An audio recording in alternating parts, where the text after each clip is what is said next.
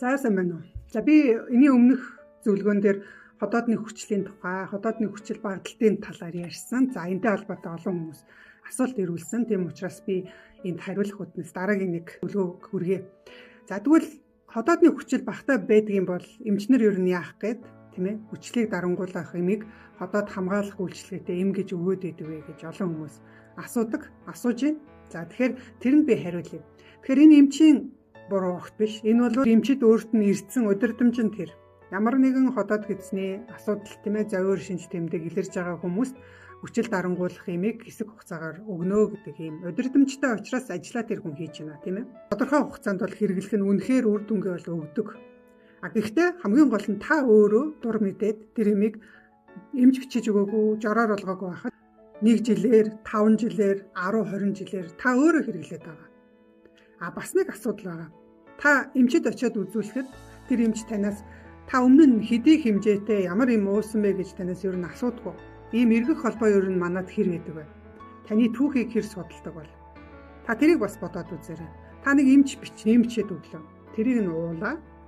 За хэсэг хугацаанд зовир намдаад ч юм уу эсвэл намдахгүй ч юм уу байлаа. Эргээд дахиад та арай нэг сайн гэж бодоод өөр эмнэлэгт эсвэл өөр эмчтэр яваад очино.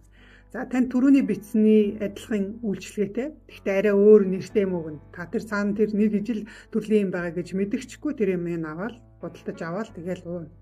За мөн адилхан зовир намдж байгаа юм шиг болсноо. Тэгэл дахиад та өөрөө буруу юм мэдэж угаад байгаа учраас ээлжид нэг одоо өвдөлт нь мэдрэгдэнэ. Танд ходоод гэсний асуудлууд байгаад байна тийм ээ. Тэгэхээр одоо та энийг шийдэхин тулд ганцаараа байх шаардлагагүй боллоо. Бидэн дээр ирээд зөвлөгөө авч болно. Тэгэхээр бид нар таны асуумж холбогдох шинжилгээнүүд дээр тулгуурлаад тань сайхан хоолны зөвлөмжийг өгч болж байна. Ходоод гэсний тэр үйл ажиллагааг хэвийн болгодог олон сайхан эрлэг дасгал бусад олон хүнд үр дүн өгсөн ийм аргуудыг бол танд зааж өгч болж байна. За шаардлагатай гэж бодох юм бол бид нар танд байгалийн нөхөн сэргээх юм эмчилгээ хүртэл зөвлөж өгч болж байна. Тэгэхээр ходоод гэс эрүүл байна гэдэг бол үнэхээр сайхан тийм ээ. Таны амьдралын чанар бол дээшлэх болно. Тийм учраас цаг аваад хурж ирээд зөвлөгөө аваарай. За тэгэхээр та дараагийн эмнэлэг, дараагийн эмчгээд та ингээд яваал байна. Эцэс төгсгөлгүй яваал байна. Тэр болгон та эм угаал байгаа. Таны очиж байгаа эмч та өмнө нь хэдэн удаа хэдийн хугацаагаар ходоодны хүчил дарангуулах юм уусан бэ гэж юу н асууж исэн эмчтэй таарч исэн. Эмчнэр ч гэсэн энд бодох хэрэгтэй. Танд ирж үзүүлж байгаа хүн танаас аврал хүсээд тань ангаах танд яваад очиж байгаа шүү дээ. Та цаг гаргаад тэр хүн өмнө нь ямар юм уусан бэ гэдгийг асууж явах хэрэгтэй. Асууж явах хэрэгтэй шүү дээ. Тэгэхгүйгээр за энэ хүнийг би нэг эмчиж өгөөд тийм ээ өөрийнхөө үүргийг гүйцэтгэлээ гэд гаргаа явчихдаг. Тэр хүн мэдэхгүй учраас таны бичиж өгсөн эмийг уугаал нь шүү дээ. Тэгэхээр ингээд л явсаар хагаад маш олон хүмүүс ходоодны хатан гэрчлэлтэй болоод байна. Магадгүй ходоодны хавдрыг ч үүсгэж байгаа талтай. Яагаад тэгэхээр энэ эмийн өөрийнх нь гаж нөлөө нь хавдар үүсгэх эрсдлийг нэмэгдүүлдэг гэдгийг угаасаа бичигдсэн. Энийг судалсан байгаа. За мэдээж олон шууд нэг удаа угаад үүсэхгүй л дээ. Гэхдээ удаан хугацаагаар бол мэдээж энэ асуудлыг үүсгэнэ. Яагаад тэгэхээр тэр ходоод өөрөө хүчлээ ялгаруулах үүрэгтэй учраас тэрийг л гүйцэтгээд хүчлээ ялгаруулах гэхэд нь түүнийх нь үйлчлэгийг нь одоо шууд дарангуулчихж байгаа учраас тэр эсвэл гэмтэн шүү дээ. Тэгэхээр хүчил ялгаруулдаг эсүүд нь гэмтэл байна. Тэгээд тэр булчирхай эсүүд нь гэмтээд ахаар явандаа тэр үхэн штэ сүнэрэн штэ. Тэгэхээр энэ нь бол өөрөө тэр хатан гэрчлийг хавдрыг үүсгэх эрсдлийг бол мэдээж нэмэгдүүлнэ. Гэхдээ ходоодны хүчил яг жинхнээсээ ихсдэг тохиолдлууд бас байдаг. Гэхдээ энэ нь бол цөөхөн бага.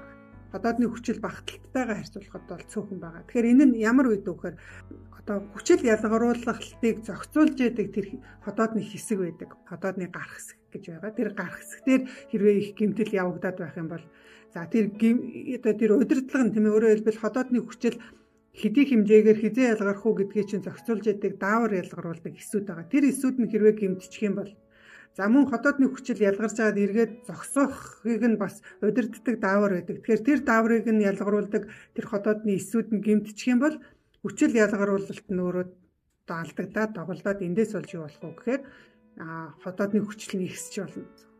Ходоодны хүчил ихсдэг юм Золингрелисний хам шинжгээд бас нэм тустай өвчин байдаг. Гэхдээ тэр нь тэр хүн болгонд байхгүй шүү дээ. За хеликобактер хувьд бас нэг онцлог юм байна. Хеликобактер эхлээд хүчил багтай орчинд бол ингээд сайхан сууршаад тэндээ ингээд өсөж үржээд олшроод ирдэг. Хүчил багтай үед ихсдэг. Тэгээд нэгэнд сууршаад одоо тэнд ингээ өөрийнхөө ингээ домгийг бүрдүүлээ тийм ээ эзлээд авцсныхаа дараагаар ходоодны хүчлийг бол ихсэгдэг. Эхлээд ходоодны хүчил багассан суурин дээр хеликобактер үүсээд одоо олшроод тэр бактери ихсхийн хэрээр тэр хеликобактер чи өөрөөсөө тийм шүлтлэг бодис ялгаруулж идэг, аммиак ялгаруулж идэг. Тэгэхээр тэр орчиндөө ингээд ерөнхийдөө ходоодны орчныг шүлтлэг болгоод хувирчихаар ходоод яах вэ гэхээр бие үг нь хүчил ялгаруулах учиртай юм чинь хүчлэл ялгаруулъя тэгээд яах вэ? Хүчлээ ихсэгдэг ийм бас асуудал байдаг. Тэгэхээр иймэрхүү тохиолдлуудаас бусад тохиолдолд бол ерөнхийдөө ходоодны хүчил бараг ихснэ гэж бол байхгүй. Эсвэргээрээ багталттай байгаад байгаа. Тэгэхээр одоо эмч танд яагаад эмчиж өгөх гэхээр тэр хүчлийг дарангуулах хэсэгхэн хугацаанд буюу за нэг сарын дотор таны ходоодонд үүссэн гэмтлүүд нь төлжих ийм боломжийг олгож өгөх үүднээс хүчлийг дарангуулж байгаа. Гэхдээ тэр үед нь та амжаад зөв хооллоод ходоодоо нөхөн төлжүүлэх арга хэмжээнүүдэд аваад ходоод өөрийгөө буцааж нөхөн төлжүүлэхийг нь дэмждэг байх хэрэгтэй. Тэгэхгүй яг л бах байдгаараа хооллоод бах байдгаараа аж төрчөөд зөвхөн тэр имээр өөрийнхөө тэр ходоодонд үүссэн байгаа асуудлыг засна гэвэл энэ шиг үлгэр байхгүй. Тэгэхээр та яах вэ гэхээр им ууж байгаа үедээ маш сайн дэглэн байх хэрэгтэй. Дээр нь тэр өөрөө ходоодыг буцааж нөхөн төлжихийг нь дэмжиж өгдөг олон арга хэмжээ авах хэрэгтэй. Тэгэхээр энд юу хэрэгтэй байдг вэ гэхээр ходоодонд ирэх цусан хангамжийг нэмэгдүүлдэг юм илгүүдийг хийх хэрэгтэй. Ходоодонд ээлтэй юм зөөлөн бүтэцтэй хоолыг хэсэг хугацаанд хэрэглэж авах хэрэгтэй. За гэх мэтчлэн маш олон юм системтэй арга хэмжээнүүдийг авах хэрэгтэй болдог. Тийм учраас та бүхэн ходоодоо эмгүү ангааг гээд би та бүхэн зориулаад юм онлайн хичээлийг бол гаргацсан байна. Тэгэхээр тэрэнд орох юм бол бүр системтэйгээр эхнээс нь ахуулаад та өөртөө хэрэгтэй маш олон аргуудыг практик аргуудыг мэдэж аавна. Дээр нь хоол хүнсний талаар нэлээд цогц мэдээллийг аавна шүү. Тэгэхээр хэрвээ энэ хичээлийг авъя гэх юм бол та комментэд ходоод гэж бичээрэй. Тэгээд би танд чатаар мэдээлэл явуулъя. Тэгэхээр та ходоодоо эмгүүгээр ангаах аргад суралцаарай.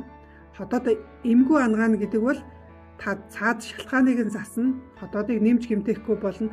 Ходоод өөрийгөө нөхөн төлжүүлэх тэр процессыг нь тэр явцыг нь та дэмжиж өгнө л гэсэн.